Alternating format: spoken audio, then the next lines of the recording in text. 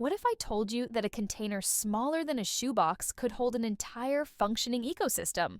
Not a simple fishbowl, but a complex living world where bacteria, plants, and animals work together to create something that sustains itself.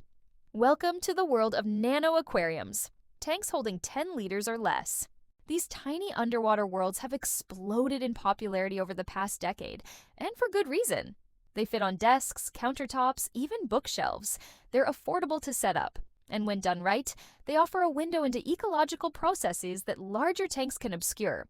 But here's what most beginners don't realize. These small volumes are exponentially more challenging than their larger cousins. Every decision matters more. Every mistake compounds faster. The difference between a thriving ecosystem and a toxic disaster can be measured in hours, not days. The secret to success lies in understanding how nano ecosystems actually function. This isn't about buying the right equipment or following a recipe. It's about grasping the fundamental relationships between water, bacteria, plants, and animals in confined spaces. When you understand these connections, you can create systems that balance themselves naturally rather than requiring constant intervention. Over the next 40 minutes, we're going to explore every aspect of nanotank ecosystems. We'll examine the nitrogen cycle and why it's more fragile in small volumes. We'll look at how substrate, plants, and bacteria work together to purify water. We'll discuss why fish selection matters exponentially more in nanotanks. And we'll uncover the hidden biological processes that determine whether your miniature ecosystem thrives or crashes. By the end, you'll understand not just what to do, but why it works.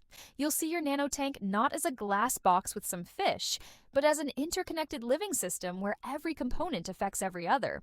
And that understanding will transform you from someone who keeps fish to someone who cultivates ecosystems. Let's begin with the most fundamental question. What makes nanotanks so different from larger aquariums? Pour a drop of ink into a bathtub and you'll barely notice it. Pour that same drop into a cup of water, and the entire cup turns blue. This simple analogy captures the central challenge of nano aquariums. Small volumes amplify everything. In a 50-liter tank, one dead shrimp decomposing releases ammonia into a relatively large water volume. The concentration remains low enough that bacteria can process it before toxicity develops. But in a 5-liter nanotank, that same dead shrimp creates ammonia concentrations 10 times higher. What would be a minor issue in a large tank becomes a life-threatening crisis in minutes. Temperature tells the same story. Room temperature drops by 3 degrees overnight. Your 50-liter tank barely notices because water has high thermal mass. But a 2-liter nano tank on your desk, it can swing 5 degrees between day and night, stressing fish adapted to stable tropical temperatures. Water chemistry follows identical patterns. Evaporation concentrates minerals. In large tanks, this happens slowly over weeks. In nanotanks, 3 days of evaporation can significantly alter hardness and pH. Add water that hasn't been dechlorinated. In large tanks, chlorine disperses and breaks down before causing major harm. In nanotanks, concentrated chlorine burns fish gills within hours. Even feeding becomes critical. Overfeed slightly in a large tank, and your filter handles the extra waste. Overfeed in a nano tank, and you've dumped more organic material than the system can process, triggering ammonia spikes and algae blooms that cascade into complete ecosystem collapse. This isn't meant to discourage you. It's meant to establish the fundamental truth about nano ecosystems. Precision matters. You cannot afford a casual approach. But here's the beautiful paradox. Once you establish a properly balanced nano ecosystem, it can run with minimal intervention for months. The system maintains itself through biological processes we're about to explore. The key is understanding what balanced actually means. It's not about having the most expensive equipment or the newest technology. It's about creating conditions where natural processes, bacterial populations, plant growth, water chemistry reach stable equilibrium. When these elements balance, the ecosystem becomes self-regulating within the boundaries of basic maintenance. So, what are these natural processes that create stability? Let's start with the invisible workers that make any aquarium possible. Right now, in every established aquarium on Earth, an invisible army of bacteria is preventing mass extinction. These microscopic organisms perform a chemical transformation so essential that without them, aquatic life would poison itself within days. This is the nitrogen cycle, and understanding it transforms beginners into successful aquarists. Here's what happens. Fish constantly excrete ammonia through their gills as a byproduct of protein metabolism. Uneaten food decomposes into ammonia. Dead plant leaves break down into ammonia. Within hours, a tank without bacterial filtration accumulates ammonia concentrations that burn fish gills, damage organs, and kill. But nature evolved a solution. Certain bacteria species consume ammonia as their energy source, converting it to nitrite. These ammonia-oxidizing bacteria, genera like Nitrosomonas and Nitrospira, attach to every surface in your tank, forming invisible biofilm coatings just micrometers thick. They pull ammonia from water and through a series of biochemical reactions, release nitrite. Unfortunately, nitrite is also highly toxic. It interferes with fish blood's oxygen-carrying capacity, essentially suffocating fish even in well-oxygenated water. But again, nature provides an answer. Different bacterial species consume nitrite, converting it to nitrate. These nitrite-oxidizing bacteria complete the cycle, transforming nitrite into nitrate, which is far less toxic at moderate concentrations. This two-step process, ammonia to nitrate, is biological filtration. Without it, keeping fish in closed systems would be impossible. In nanotanks, this cycle faces unique challenges. Bacterial populations grow based on available surface area and food supply. Large tanks provide massive surface area across substrate, decorations, and most importantly, filter media.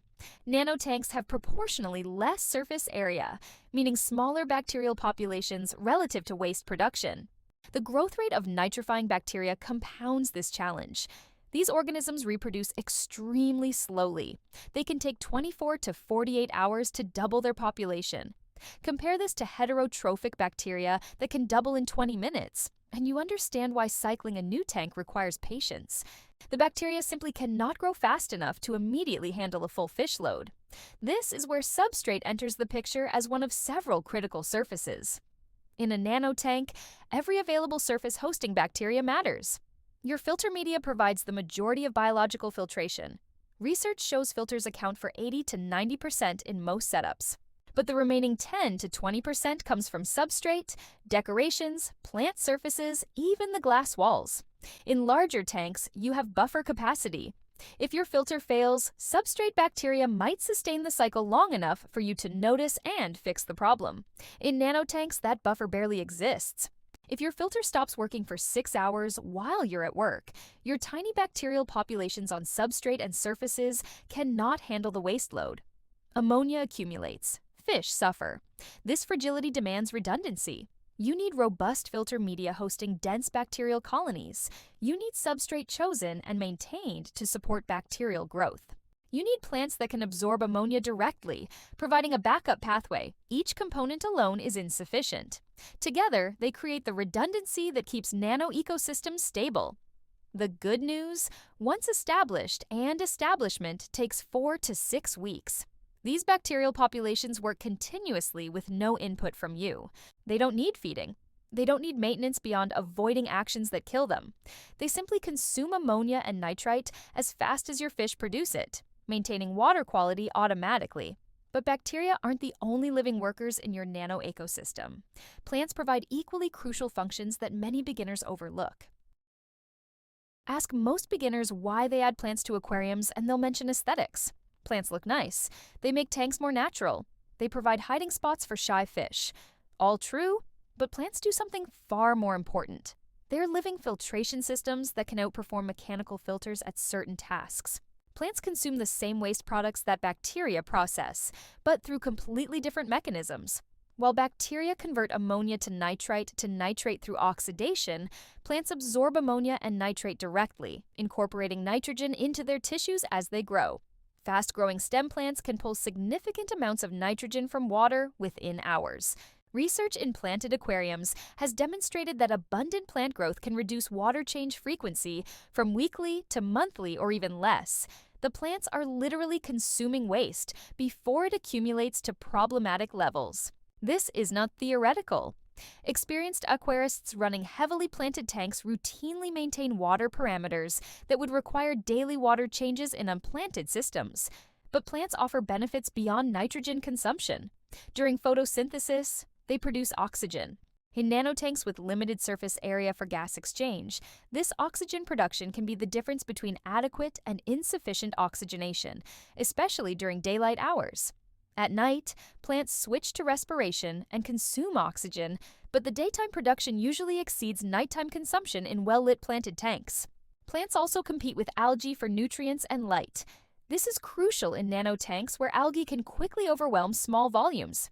A tank with fast-growing plants starves algae by consuming the nutrients algae need. The plants essentially occupy the ecological niche that algae would otherwise fill, preventing blooms before they start. The type of plants matters enormously. Slow-growing species like Anubias look beautiful, but contribute minimally to nutrient processing. They grow so slowly that their nitrogen consumption is negligible on a daily basis. Fast-growing stem plants, species like water wisteria, hornwort, or rotala, can double their mass in weeks, pulling substantial nutrients from the water as they grow. Floating plants deserve special mention for nanotanks. Species like dwarf water lettuce or salvinia float at the surface with roots dangling into the water. They grow extremely fast, consume nutrients voraciously, and shade the tank to reduce algae. The downside is they block light to lower plants, so you must balance coverage to avoid shading bottom dwellers excessively. Root feeding versus column feeding plants create different ecosystem dynamics. Root feeders like cryptocorynes and sword plants pull most nutrients from substrate through their root systems. They need substrate with either natural fertility or supplementation through root tabs. Column feeders absorb nutrients primarily through leaves from the surrounding water. They grow well even in inert substrate as long as you dose liquid fertilizers. For nano ecosystems, mixing both types creates resilience. Root feeders process nutrients accumulated in substrate from fish waste and detritus. Column feeders pull dissolved nutrients from water before they can cause water quality issues. Together, they create multiple pathways for nutrients to flow through the system. But here's the critical insight many beginners miss. Plants need proper conditions to function as filters.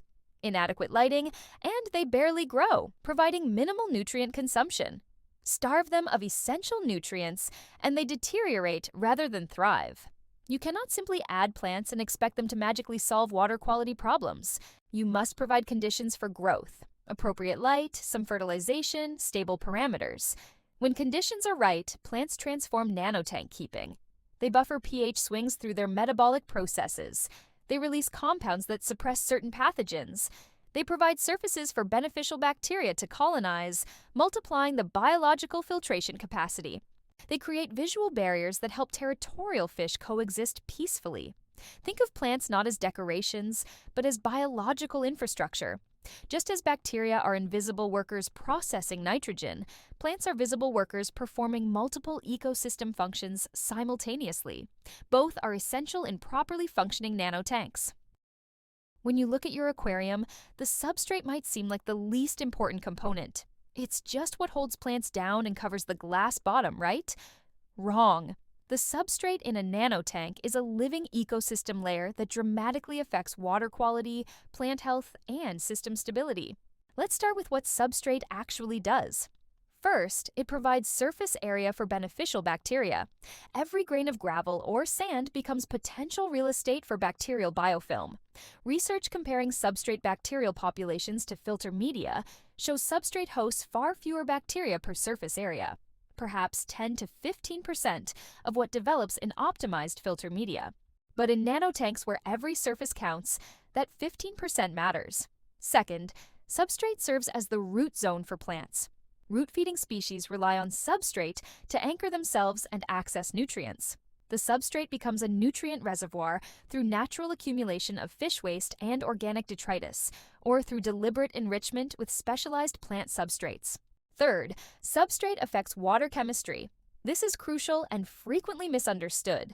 Inert substrates like pure quartz sand have virtually no effect on pH or hardness, but many substrates actively alter parameters.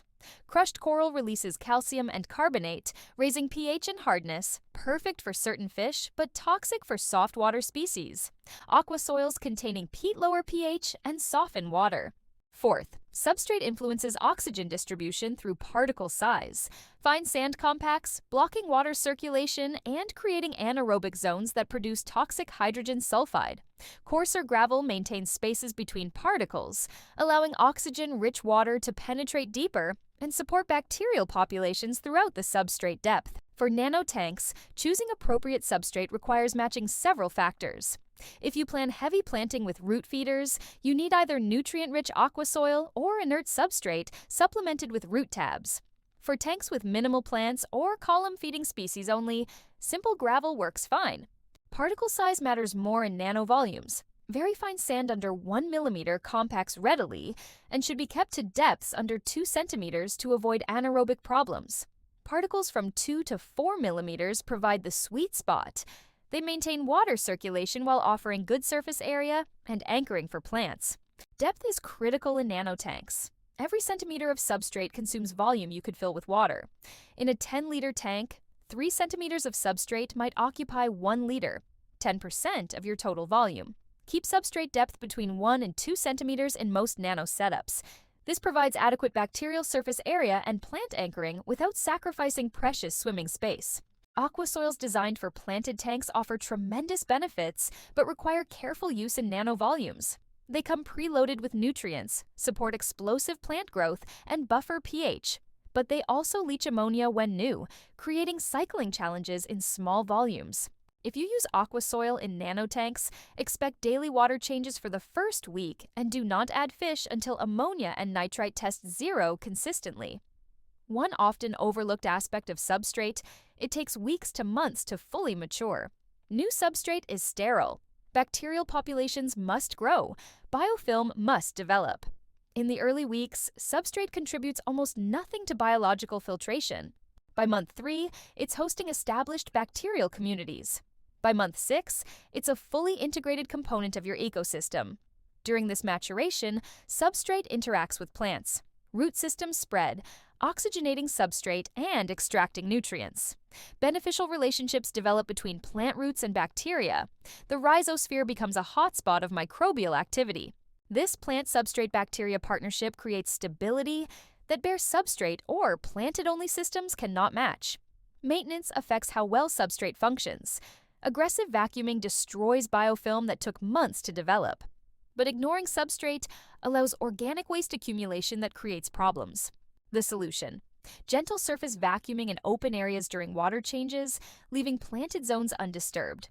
Once or twice yearly, perform deeper cleaning but gradually across several water changes rather than excavating everything at once. The key insight: substrate in nanotanks is not inert decoration. It's living biological infrastructure hosting bacterial populations, supporting plant growth, and affecting water chemistry. Choose carefully based on your specific goals, maintain gently to preserve beneficial functions, and give it time to mature into a functioning ecosystem component. Here's a hard truth about nanotanks. Most fish sold in aquarium stores are inappropriate for volumes under 10 liters. Not because they'll outgrow the space immediately, but because their waste production overwhelms the limited biological filtration capacity. Every fish is a waste factory. They excrete ammonia constantly. They produce solid waste. They require feeding, and that feeding inevitably leaves some uneaten food decomposing. In large tanks, this waste disperses across significant water volume and gets processed by extensive bacterial populations. In nanotanks, the same waste load concentrates in a fraction of the volume. This changes fish selection from a matter of size to a calculation of bioload. Bioload refers to the total metabolic waste an organism produces relative to the system's capacity to process that waste. A small fish with high activity and metabolism produces more bioload than a larger, sluggish fish with low metabolism. For nanotanks under 10 liters, very few fish are genuinely appropriate as primary inhabitants. Bettas are popular choices because they're small, beautiful, and low-activity fish with relatively modest bioload. A single male betta in a 5-liter tank with proper filtration, heating, and plants can thrive for years. Small schooling fish like Chili rasboras, ember tetras, or celestial pearl danios can work in groups of 6 to 8 in the 10-liter range if the tank is heavily planted and well filtered. But attempting to keep these active schooling species in volumes under 5 liters creates welfare concerns. they need swimming space. Many aquarists find greater success focusing on invertebrates rather than fish. Freshwater shrimp, species like cherry shrimp or amano shrimp, produce minimal bioload, constantly graze algae and biofilm, and display fascinating behavior in nano setups. A colony of 10 to 15 cherry shrimp can thrive in a 3-liter planted tank, something impossible with fish. Snails offer similar benefits. Nearite snails consume algae voraciously. Mystery snails provide personality and activity. Their bioload is modest, and they actively contribute to ecosystem function by consuming detritus and controlling algae. The temptation many beginners face is overstocking. They see a 5-liter tank and think, I can fit 5 or 6 small fish. The math seems logical. But nano ecosystems don't scale linearly. The biological filtration capacity of a 5-liter tank is not half that of a 10-liter tank. It's proportionally much less because of reduced surface area for bacterial colonization and less stable chemistry. Overstocking creates a cascade of problems. Excess waste overwhelms bacterial populations, causing ammonia or nitrite spikes. Fish become stressed from poor water quality, making them susceptible to disease. Increased feeding to support more fish leads to more waste and uneaten food. The system spirals into instability, requiring constant intervention. Proper stocking means accepting limitations. A 3-liter tank might support a single betta or a small shrimp colony. A 5-liter tank could house a betta plus a few snails, or a group of 6 microfish with heavy planting. A 10-liter tank opens possibilities for small community setups, but still requires restraint. Beyond species selection, consider behavior and territoriality. Nanovolumes amplify aggression. Fish that coexist peacefully in large tanks may battle constantly in nano setups because they cannot establish sufficient territory. This is why many nanotank specialists recommend single-species setups or carefully chosen peaceful community combinations, rather than attempting diverse collections. Feeding discipline becomes critical with any livestock. Fish will eat whenever offered food, but this doesn't mean they should. In nanotanks, feed extremely sparingly, once daily with amounts consumed within 2 minutes. Uneaten food doesn't vanish, it decomposes, producing ammonia your limited bacterial populations must process. 1 week of overfeeding can crash a nanotank that was stable for months. The ultimate question isn't what fish you want, but what fish your ecosystem can support. Observe your parameters weekly. If you see ammonia or nitrite above 0, or nitrate climbing rapidly, your bioload exceeds your filtration capacity. The solution isn't more filtration, it's fewer fish or more frequent water changes. Successful nanotank keeping requires matching livestock to ecosystem capacity, not forcing the ecosystem to accommodate livestock desires. Make peace with this principle, and your nano inhabitants will thrive. In theory, a perfectly balanced ecosystem needs no mechanical filtration. Natural ponds and lakes function for millennia without pumps and filters. In practice, nano aquariums benefit enormously from mechanical filtration that supplements biological processes. Why the discrepancy? Natural water bodies have massive volumes, extensive plant growth, and diverse bacterial populations distributed across huge surface areas. They can absorb perturbations, a dead animal, algae bloom, pollution event, without system-wide collapse because they have vast buffer capacity. Nanotanks have none of these advantages. They're tiny, contained systems where every chemical spike affects the entire volume immediately. Mechanical filtration provides the redundancy and processing capacity that limited volume cannot supply naturally. But understanding filtration requires distinguishing 3 separate functions that filters perform. Mechanical filtration removes particulate matter, visible debris, uneaten food, fish waste. Sponges, filter floss, and ceramic media trap these particles as water flows through. This prevents organic material from decomposing in the water column and clouding the water. In nanotanks, mechanical filtration removes waste before it can decay and release ammonia, reducing the burden on biological processes. Chemical filtration uses activated carbon or other reactive media to remove dissolved compounds, medications, tannins from driftwood, odor-causing molecules. This is optional in most setups, but valuable if your water yellows from wood or if you need to remove medications after treating disease. Biological filtration provides surface area for beneficial bacteria to colonize. This is the most critical function for ecosystem stability. The filter media becomes home to the majority of your nitrifying bacteria, processing ammonia and nitrite continuously as water flows through. For nanotanks, filter selection involves balancing effectiveness with flow rate. Powerful canister filters designed for 50-liter tanks will create currents too strong for nano inhabitants. But undersized filters won't process the water volume adequately. Sponge filters work exceptionally well in nano setups. These simple devices use air pumps to draw water through sponge material, providing both mechanical and biological filtration. They're gentle enough for tiny fish and shrimp, they don't trap fry, and they're incredibly reliable. The main downside is aesthetic. Sponge filters are visible inside the tank rather than hidden. Small hang-on-back filters sized for nanotanks offer more polished appearance. They typically include multiple media types, mechanical sponges, ceramic rings for biological colonization, sometimes activated carbon. They hide behind the tank rim, maintaining clean sight lines. But they can create strong current at the output, requiring baffling for small fish. Internal filters mount inside the tank, usually in a corner. They process water internally and return it through adjustable outlets.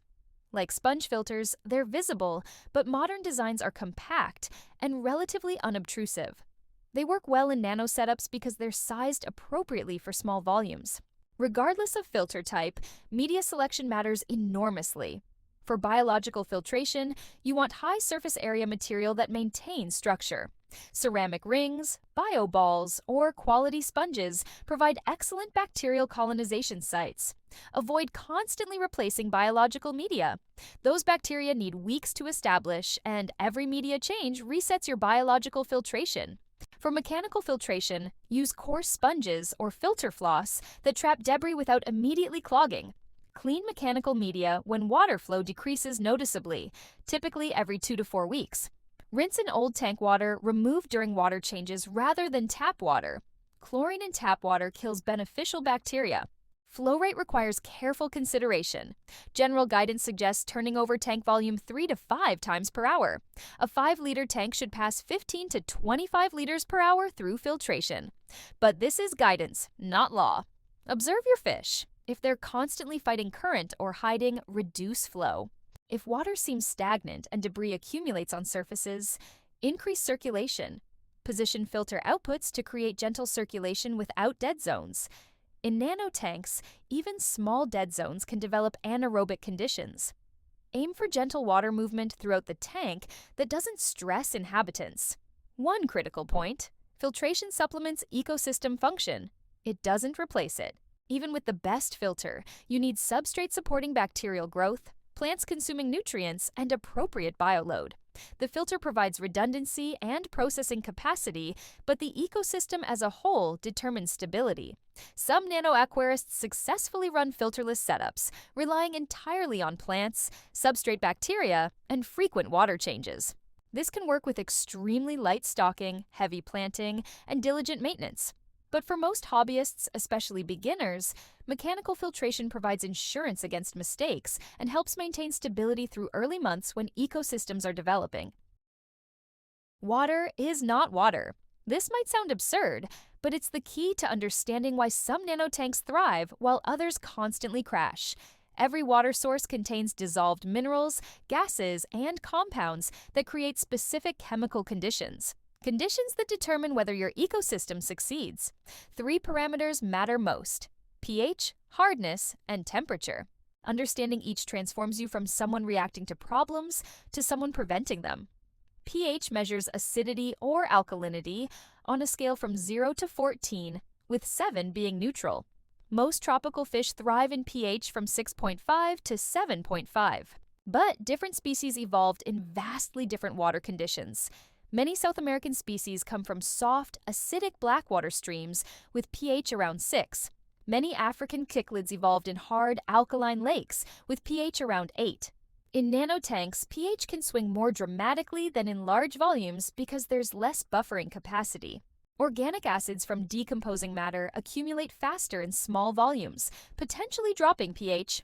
Carbon dioxide from fish respiration concentrates more quickly, also lowering pH.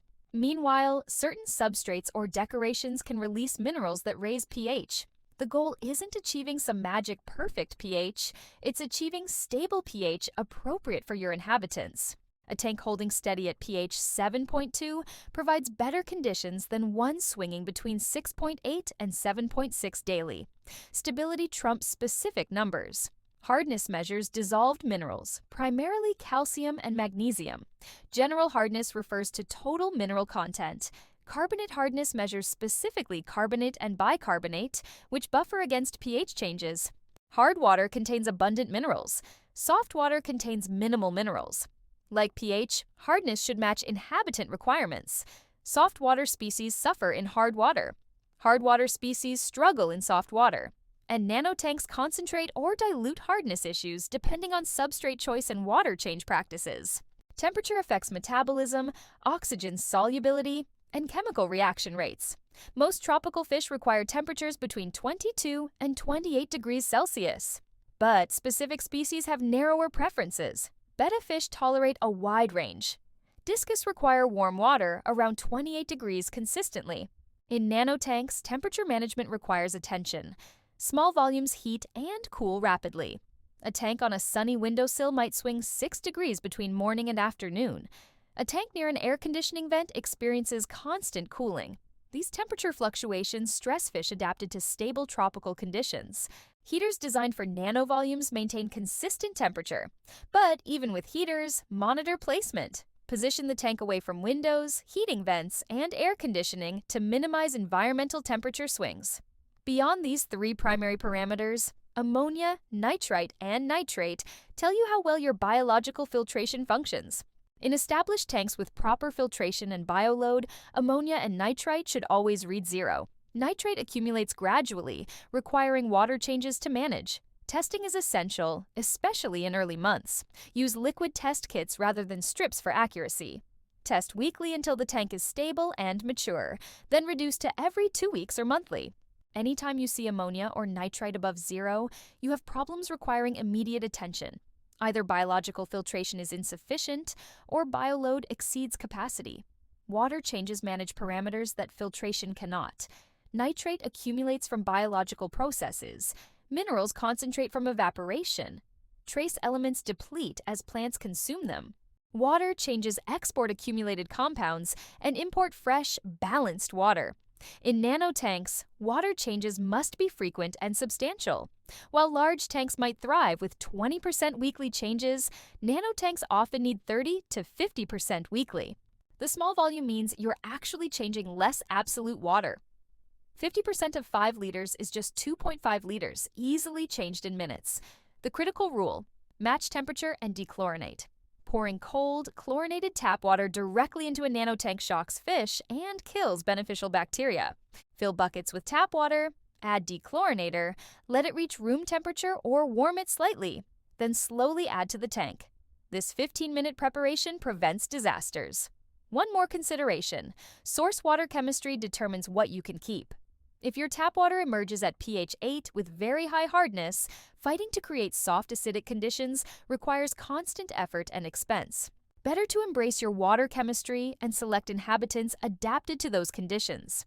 If you have soft acidic tap water, keep soft water species.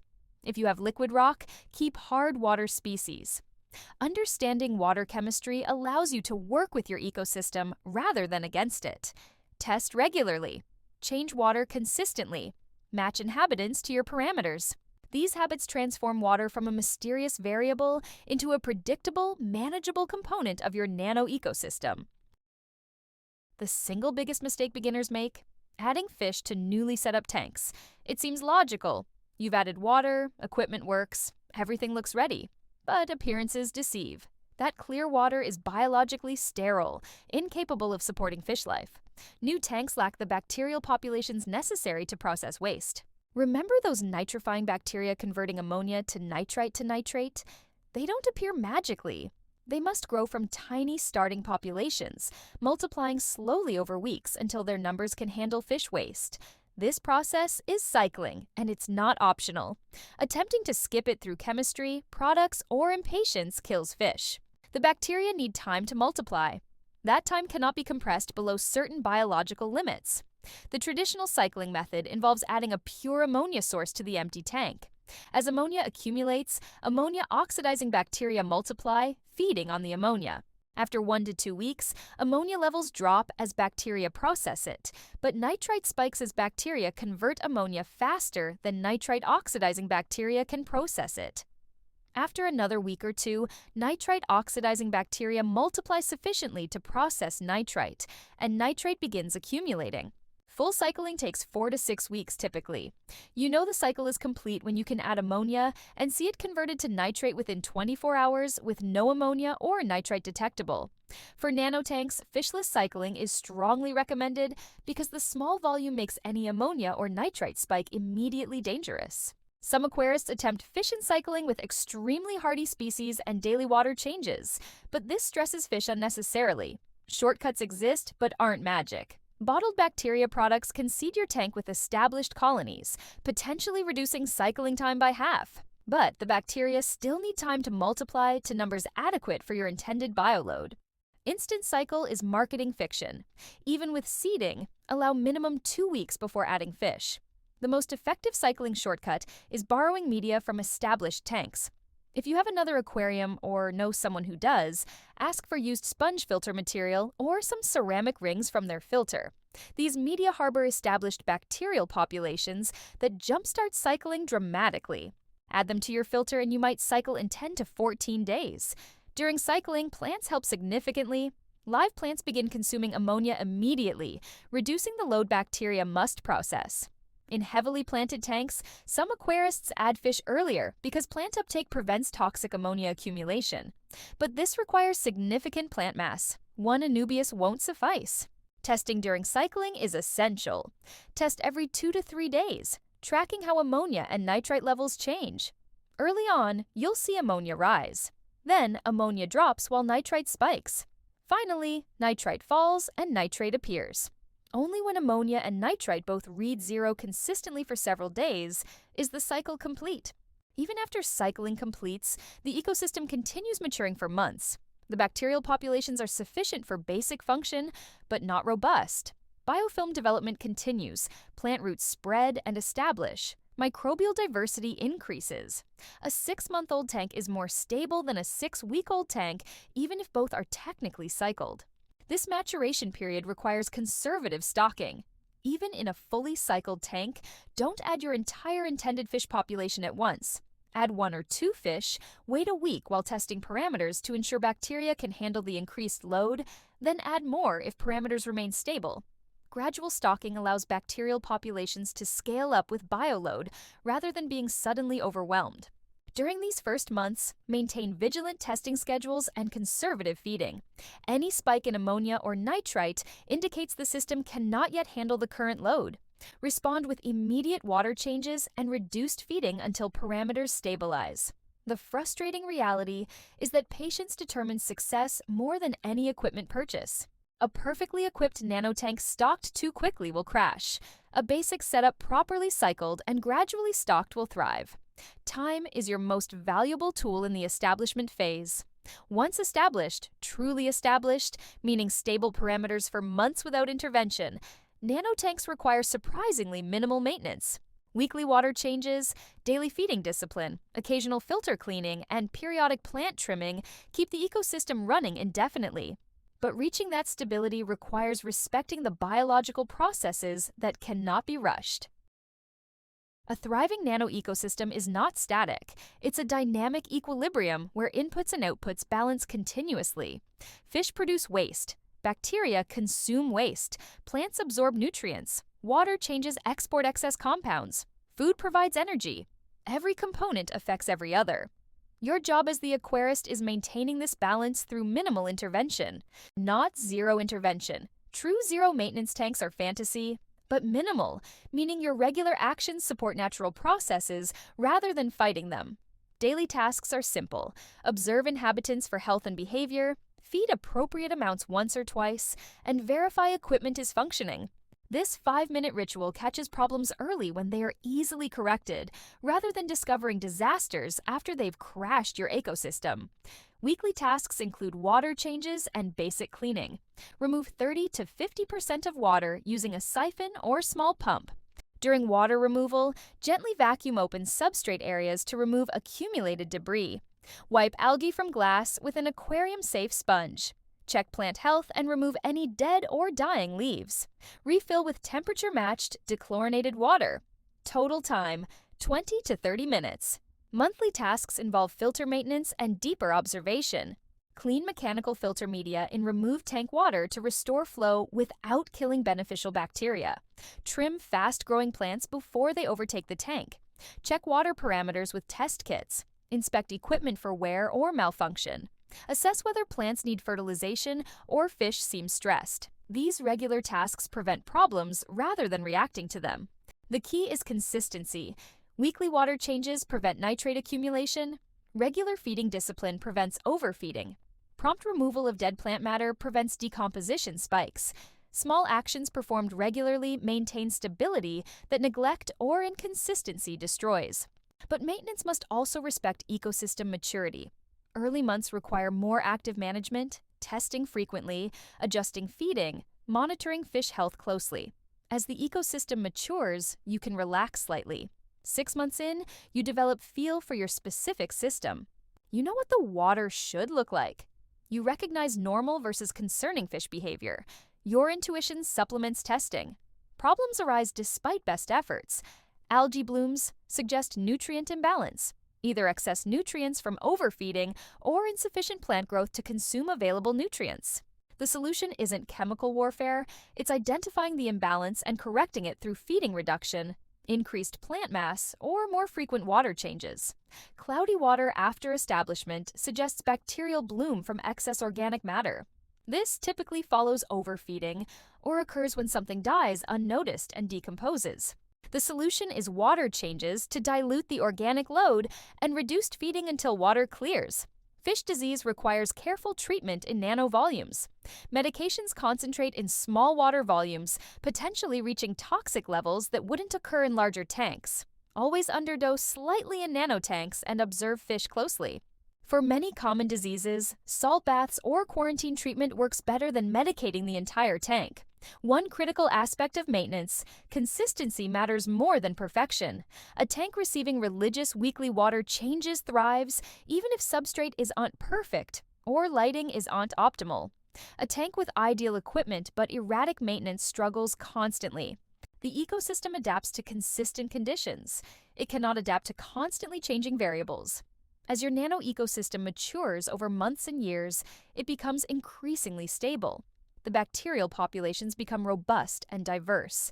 Plant roots penetrate throughout substrate. Biofilm coats every surface. This mature ecosystem buffers against perturbations that would crash a new tank.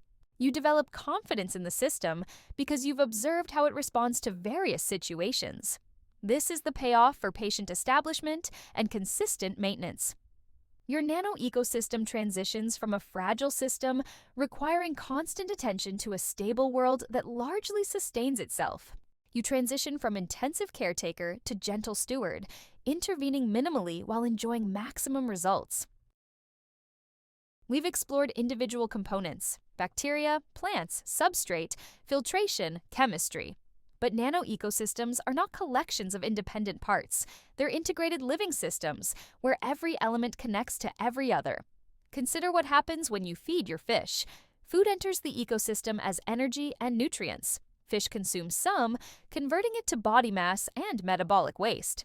Uneaten food sinks, decomposing as bacteria break down proteins. This releases ammonia into water. Nitrifying bacteria on substrate and in filter media convert ammonia through nitrite to nitrate. Plants absorb nitrate, incorporating nitrogen into new leaves. Those leaves produce oxygen through photosynthesis, supporting fish respiration and bacterial metabolism. The fish breathe, releasing carbon dioxide plants use for photosynthesis. The cycle continues indefinitely. Or consider substrate. It's not just inert material holding plants. It's surface area for bacterial biofilm, nutrient reservoir for plant roots, and chemical buffer affecting pH. When plant roots spread through substrate, they oxygenate it, supporting bacterial populations that wouldn't survive in anaerobic conditions. Those bacteria process fish waste into nutrients plant roots then absorb. The plant uses those nutrients to grow, producing more root mass that further oxygenates substrate. Each component reinforces the others. This interconnection creates both fragility and resilience. Fragility because disrupting one component affects everything else.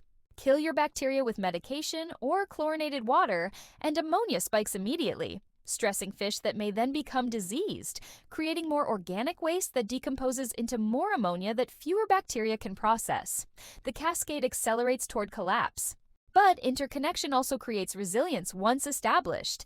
If your filter fails for a few hours, substrate bacteria and plant uptake continue processing some waste, preventing immediate crisis. If you slightly overfeed one day, excess waste gets distributed across multiple processing pathways: bacterial oxidation, plant absorption, and gradual accumulation in substrate, rather than overwhelming a single system. The goal is engineering redundancy. Don't rely solely on filtration, or solely on plants, or solely on substrate bacteria. Ensure each component contributes to multiple ecosystem functions. Then, when one pathway falters, others compensate. Success in nanotank keeping comes from understanding this system's perspective. You're not maintaining fish, plants, and equipment separately. You're cultivating an integrated ecosystem. Every decision affects the whole. Choosing substrate impacts plant health, which affects oxygen production, which influences fish activity, which determines waste production, which influences bacterial needs, which feeds back to substrate function. This might seem overwhelmingly complex. How can anyone manage such interconnected variables? But here's the beautiful secret. You don't manage every variable independently. You establish conditions for natural processes to work, then maintain those conditions consistently. The ecosystem self-regulates within the boundaries you create. Your role is setting those boundaries. Appropriate livestock for volume, consistent feeding discipline, regular water changes, suitable substrate for your plants, adequate filtration for your bioload, stable temperature. Then biological processes handle the countless details you couldn't possibly manage manually. This is why patience matters so much. The ecosystem needs time to develop these self-regulating mechanisms. Bacteria must multiply and distribute. Plants must establish root networks. Biofilm must mature. Chemical equilibrium must develop. Rush this process, and you're constantly intervening to correct instabilities. Respect it, and the ecosystem gradually requires less intervention as it matures. Think of early months as teaching the ecosystem how to function. You're providing conditions and inputs while it learns to process them efficiently. By 6 months, it has learned. It runs smoothly with minimal guidance. By a year, it's so stable that only major mistakes threaten it. This stability is what makes nanotanks ultimately rewarding, despite their challenging setup period. Yes, they require more precision than large tanks. Yes, mistakes compound faster, but properly established nano ecosystems become incredibly low maintenance. 20 minutes weekly keeps them running indefinitely. More importantly, nano ecosystems provide intimate views of ecological principles. In larger tanks, these processes happen at scales harder to observe. In 10 liters, you see cause and effect clearly. Overfeeding creates visible waste accumulation within hours. Plant growth responds to fertilization within days. Changes in fish behavior signal parameter shifts before tests detect them. This educational value transforms casual fish keeping into genuine ecosystem understanding. You're not following recipes. You're comprehending how living systems function and applying that comprehension to create thriving miniature worlds. That understanding extends beyond aquariums. The principles governing nano ecosystems, nutrient cycling, population dynamics, environmental chemistry, biological filtration, apply to natural ecosystems at every scale. Managing a nanotank teaches ecology more effectively than any textbook because you observe and influence real biological processes directly. So, when you look at your nano aquarium, see it for what it truly is. Not a decorated box with some fish, but a functioning ecosystem you created and sustain. Those bacterial populations invisible to your eye are processing waste continuously. Those plants are producing oxygen and consuming nutrients. That substrate hosts communities of microorganisms performing countless chemical transformations. It's all connected, all alive, all working together in balanced dynamic equilibrium. And you made it possible. You chose compatible inhabitants. You provided appropriate conditions. You maintained consistency. You respected biological processes. The thriving ecosystem before you exists because you understood and worked with nature rather than against it. That's the essence of successful nanotank keeping. Not dominating nature through technology, but understanding nature well enough to create conditions where life flourishes naturally. When you achieve that understanding, even the smallest volumes can hold the largest rewards. We started this exploration asking whether a container smaller than a shoebox could hold an entire functioning ecosystem. Now you know not only that it can, but how it works and what makes it possible. The secret to nanotank success is understanding systems, not just knowing facts about bacteria or plants or filtration in isolation, but comprehending how these elements interact to create stability. When you grasp those interactions, decision-making transforms from guesswork into informed choices. You understand now why substrate matters, not because it's the primary filter, but because it contributes surface area for bacteria, supports plant roots, and affects chemistry. You know why cycling can't be rushed. Those bacteria simply grow at their own biological pace. You recognize why fish selection determines success more than equipment. Bioload must match processing capacity. Most importantly, you understand that patience creates stability. The temptation to stock quickly, to add just one more fish, to skip water changes when busy. These impulses destroy more nanotanks than any equipment failure. Success comes from consistency, discipline, and respecting that biological processes cannot be forced. But understanding alone isn't enough. The knowledge we've explored must translate into action. Set up your nanotank thoughtfully, choosing appropriate substrate, filtration, and inhabitants. Cycle it properly over weeks, testing regularly. Stock conservatively, prioritizing bioload capacity over aesthetic desires. Maintain consistently, establishing routines you can sustain indefinitely. If you do these things, your nano ecosystem will reward you with stability that seems almost magical. Fish will thrive in conditions you created. Plants will grow lush and healthy. Water will remain crystal clear with minimal intervention. And you'll possess something genuinely valuable, a living, self-regulating system that demonstrates ecological principles in miniature. The nano aquarium hobby has exploded because these tiny ecosystems offer something larger tanks cannot: intimate connection with every inhabitant and process. You see every fish daily. You observe each plant's growth. You detect changes immediately. This intimacy creates engagement that transforms casual observation into passionate cultivation. If you found value in this exploration, consider sharing it with others discovering nanotanks. Understanding these concepts prevents countless deaths from well-meaning mistakes. The hobby improves when knowledge spreads freely and beginners learn from experienced aquarists' insights. And most importantly, enjoy your nano ecosystems. Yes, they require attention and care. Yes, you'll make mistakes as you learn. But the reward, a thriving miniature world that exists because you created and sustain it, is worth every challenge. Thank you for exploring the science and practice of nano aquarium ecosystems. May your tanks cycle quickly, your parameters remain stable, and your tiny inhabitants thrive for years to come.